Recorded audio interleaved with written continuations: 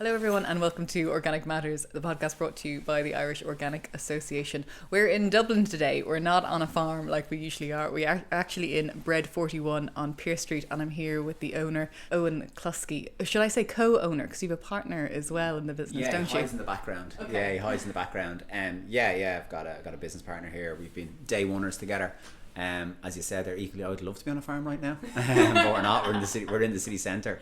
So it's great to have you. The second I walked in downstairs, I was hit by like a wave of, it smelled like cinnamon and butter and warm bread, like all the good things in life. But I'm wondering what attracted you to making bread, because there's an organic element to this that we will get to, which is why you're talking to us for Organic Matters. But what attracted you to making bread in the first place?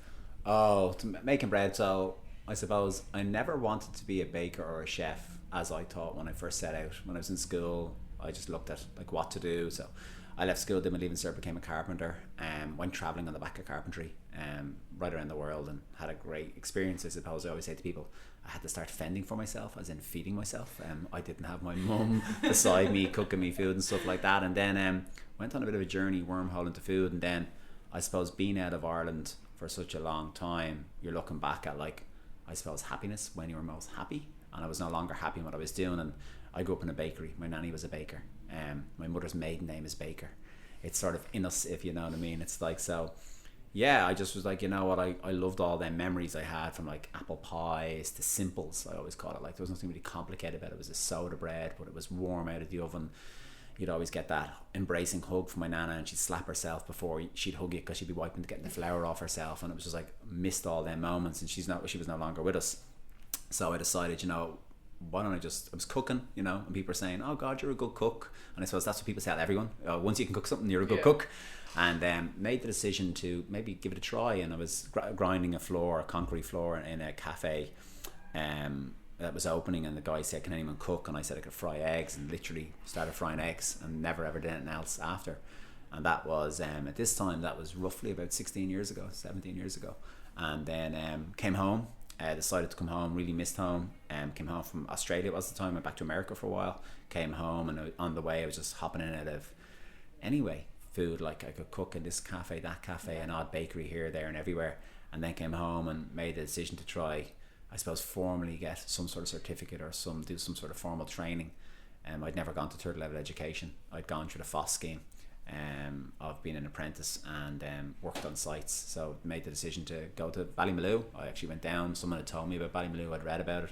Hopped the fence. Some woman screamed and shouted at me saying, what are you doing on my land? I was like, oh, how's it going? I'm here to do a course. She's like, get in the car. It was a Jeep. Actually, that was Darina. Sat with Darina after that for about 3 hours, had cups of tea, and she's like, yeah, come join us. And she's actually done that to me as well. She's just bundled me into a car, and we ended up on a picnic together. I think that's her way of being on a famous picnic. That's why I've inducted you into the cult of Darina, I think. But it's brilliant. That immersive experience in Ballymaloe, it can't be underestimated, can it? No, genuinely, I can never say enough about Ballymaloe, because it was life changing for me. And I mean that. People say, oh, this was the life changing moment, but it was. And I think what people say is, like, you're in that with Darina is, like, one thing from the get-go of ever meeting her, the care she has it's very, very hard to replicate. She cares about everything. She cares about everyone. She cares about leaving this legacy that is cook. It's not like anything else. It's like grow food, cook it, and take care of the land that it comes from. And that's what it's instilled on you when you spend a lot of time there. That's instilled in you. So I did a course down there. I stayed on. I helped. I milked, I went Eileen on the farm, Hawley on the farm. Anyone want to get spuds, anyone want to pick spuds, I just went in that constantly. I did everything. My hand was up for everything. I'll be there in the morning milking, and I understood what it takes to produce food. And you said earlier that you were away but you didn't feel happy. Was it kind of feeling centered as well? Did you think you kind of found that through the connection to the soil and farming? Yeah, I suppose. I think definitely my schooling wasn't the best. I think I think everyone is in a form of it. I think, like, I went undiagnosed dyslexia until I was like 29, and learning was difficult for me. Reading and writing was difficult for me. Still is to today, but like technology helps us there. And I think in life you don't need all that stuff. I think when I literally started farming or essence in growing and understanding it, it was just that. It's weird, and it sounds like, oh, he's just saying this. It's like, it was the connection to the land, and it's such a beautiful thing to give and to create. It's like, if you always said to me, like, Myrtle had always said that, Alan said that, if everyone knew how difficult it was to grow a carrot, you wouldn't top and tail it. And like, that has just always stays with me, and I always say it. And then equally, very, very fortunate to go to Ballymaloe and taste a tomato that's in season and eat it. It doesn't taste like a tomato. I don't know if people know that. Like when it's organic and properly grown and you eat it in season, it's like life changing. So that was massive for me. And then from that, I had come back up. I'd gone out to St. John in London to do stage out there, see if we could get a job there. And the plan was to move to London. And then I met someone who was opening a bakery in Ireland. And I suppose, again, I'd been so long out of Ireland, I didn't want to leave Ireland again. I had 4 sisters, 1 brother. There was nieces and nephews arriving that I'd never met. I'd been away, and I'm like 41 this year, but it's equally not. Skype was a thing. FaceTime wasn't a thing when I was away. So it's different now just than it living was. With them as well. And understanding them, and being there to take them out to kick a ball or whatever. And family is like really, really important for me then, and is more now. Having my own. So it was like, I didn't want to leave, so I set up a bakery, and I just again gave the exact thing to the bakery that I did to Ballymaloe. I gave it everything, to an extent where I worked there every hour God sent. I had what I know now but didn't know then. Was creating a vision for what I wanted of the future, what I wanted to work in, where I wanted people to work in. I think people talk about the industry being a bad industry. It's a fabulous industry. Yeah, it has difficulties like every industry. I suppose me getting into it a bit later helped me with a lot of that. So I wouldn't take any shit in the nicest way possible. I'd say how I felt, you know. And I remember being in town one time. I was working in a restaurant and I was coming home, and I was like, I don't know what it is. People, say you can't make money in this industry. I always have money. And then it sort of dawned on me going, that's because I'm working 80 hours a week and I have no time to spend it. So it was a really weird time. And then I set in, did a bit of restaurant bread, back to the bakeries. And then from there, I sort of sidestepped into a bakery and set up a bakery with 2 people that I met. And day 2 of that bakery, I realised I made a massive mistake. Really, really bad decision. I put in money that my then girlfriend, now wife, had saved for a house, and I lost it. And it was like that whirlwind of emotion again. God, I'm a failure. I can't even do this. I can't do that. But it was the best thing that ever happened to me. I can say that. People say I say that now, but you can understand this, that as entrepreneurs, you'll always, it's that get up and go again that's in you, So my lesson from that was I failed and failed fast. But on that journey, through that time, I'd come extremely close with a wonderful lady. And again, she was just reminded me of my nana, and we'd grown very, very close together. She used to come into a bakery I worked in, and I met her one day, and I think she knew by my body language. I'd never said to her that things weren't good. And she said, why don't you come for a cup of tea to the house? And long and short, I went to her house, had a cup of tea, which I'd done loads of times.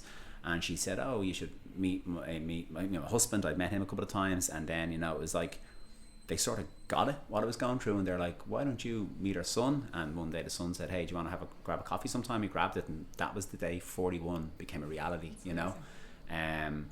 I'm very lucky to have him, in my life. He's a real good sounding board and head guidance. And like, we have a vision. My vision is to get everyone to eat real bread in the island of Ireland, whether through Bread 41 or local bakeries. I'm here to help. We actually call conventional at home, we've always called conventional bread that's lifespan plastic bread. Oh yeah, that's actually what we've always called it, because I grew up, I'm lucky that I grew up eating soda bread, homemade soda bread, but that my grandmother always still makes, and you're totally right, we eat rubbish, and Darina harps on about this as well, but we've always called it plastic bread.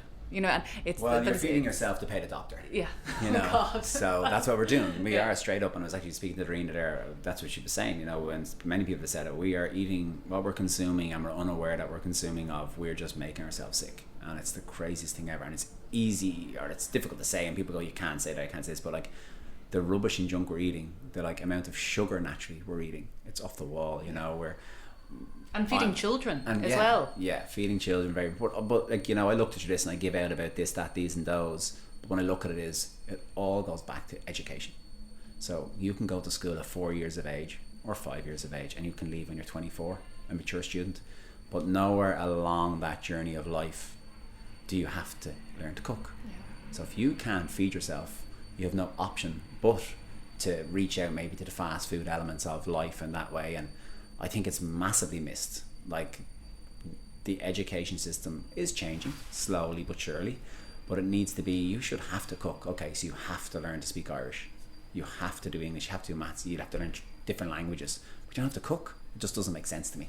And I think I think at this moment in time, or maybe it's gotten worse since I last looked at it, we're the first time we have 2 generations coming through, like a mum, dad, mum, whatever the dynamics are, that can't feed themselves, you know. And I think that gets back to allowing food appear expensive, because I remember during the pandemic, and it was my favourite thing that happened in the pandemic, makes sense, we were getting these veg boxes from local farmers, and I was like, oh my God, if anything good comes out of this, please let this be this.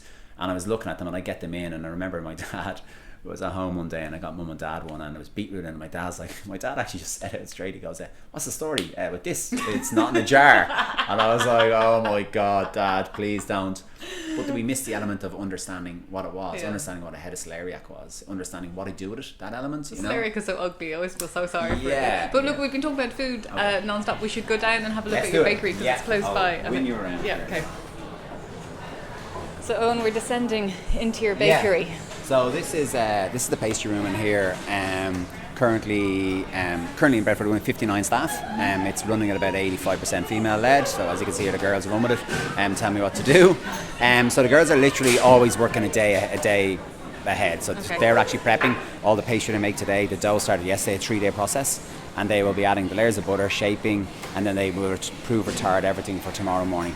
I'm not quite sure how you're so fit looking, because if I worked here, I think I'd be a hippopotamus very quickly. It just smells amazing, and you talk about layers of butter as well. You can really smell that creamy butteriness. Yeah. And there's, oh my God, the croissants over there as well. So this is just a croissant room where we produce all our croissants. And the sad thing about that is, I think a Willy Wonka room. But it is where we produce all our croissants. Sometimes you lose that smell though. I have to go away for a week to come back. Oh, that's what it smells like. Yeah. And the pastry all takes place in here, and then next door I'll bring you into the bread room. So all the bread happens. Oh wow, look at all that flour. Yeah, so this is a small bit of flour. A small bit, bags and bags of 25 kg flour. Yeah. Oh yeah. Yeah, so this will be this is the bread room in essence, that everything happens in here bread wise. Originally when we first opened the bakery, everything would be placed in this room, so this room would be laid out different, and we changed it 3 times. So we did bread, we did pastry, we did croissants during the day, and now it's just bread focus in here. So the guys would have mixed this dough yesterday, and some of it this morning, and then they're portioning and shaping. And where does the organic elements come into all of the baking? So Oak Forest Mills would be a milling flour we work with. We work with a little bit of Shipton Mill. The biggest issue we have in 41 at the moment is the volume. Okay. So we're extremely busy, and we have a couple of local people who can't produce enough. Okay.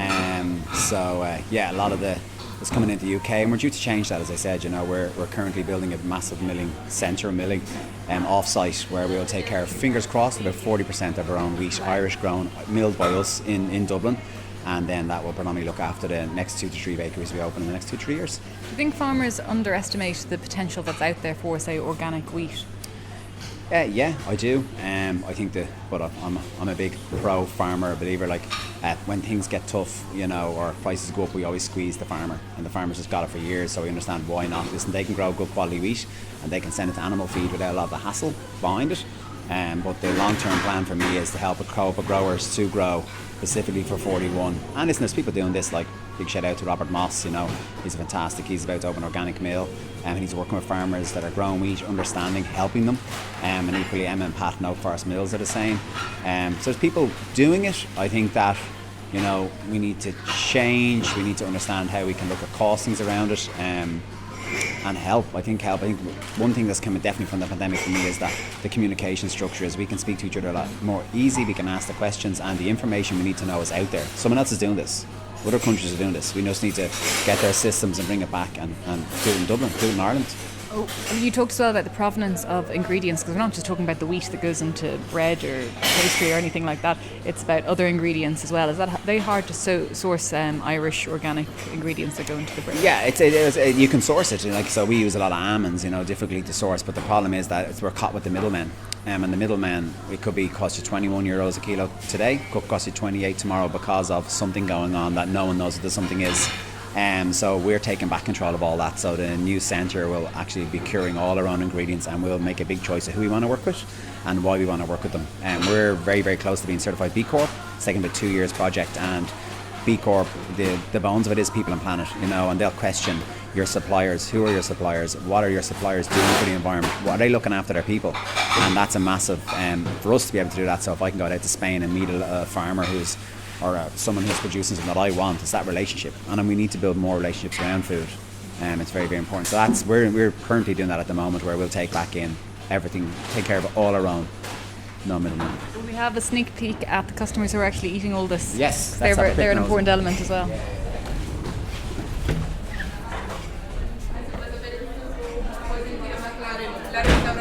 Yeah, then I suppose, so in the cafe we currently would see, we could see maybe 1,000 people a day, maybe. How many people here? 1,000 people. Yeah, probably during the week, and then the weekend it might go to 1,500. Wow. And thereabouts. Yeah, but it's that element of what we talked about. It's like food, warm, smells. It's the experience. It's good food. Yes, good food. Yeah, no, it is, and it's the experience. I always say that food, you don't need to eat food. When you eat something, it should come up off the plate and give you a hug, and warm and welcoming, and that's what it is. This is massive, you know. I'm big on hospitalitarians. I don't think people out front working for the house, they're hospitalitarians. They have the ability to change your day, change your mood, make it better, pick you up when you might be feeling low, you know, and that's a massive part for us. So the forward-facing role for us is equally as important as the bread room. Is Bread 41, is this the seed? You know, what's the oak tree? What's the long-term plan? Oh, a long-term plan, the next 3 years we'll open, we have a current site building in Greystones, and then we'll open 2 more between here and Greystones, and then after that we'll revisit the vision, and we'll have an all-Ireland approach, so Galway, Cork, Belfast. We originally were going to go that way, and then we more understood, let's get more close to us, that we can understand systems and process. Very, very big to us. We're sort of got on this lean journey, lean minute, so, you know, fix what bugs you, you know, follow the process to give back time for our staff, so build back more creativity here. So being able to give your staff half day a week to work on creatives is so important, but not just for one person, for every person. So how do we do that? Through systems and process. So we're building all that out at the moment, and have been for the last 2 years. So yeah, well, in the next 3 years we'll grow from 59 to probably 200. So it's exciting, daunting at the same time, but, you know, I'm always grateful of the community we have, and being able to do this is, you know, my vision, but allowing everyone else on the vision with me, and they want to be on the vision with me, is most important. So it's a team, it's not just me, it's a massive team here, and it's all about them. Owen, thank you very much for that. Is there anything else you want to add? Any social media pages or anything if people want to come and visit? Check us out on Bread 41 on Instagram, bread41.ie, and get us there. And thanks for coming in. Really appreciate it. Thank you very much. For everyone listening, you've been listening to Organic Matters, the podcast brought to you by the Irish Organic Association. For more on organics, go to www.irishorganicassociation.ie. But I'm Hannah Quinn Mulligan. Thank you for tuning in.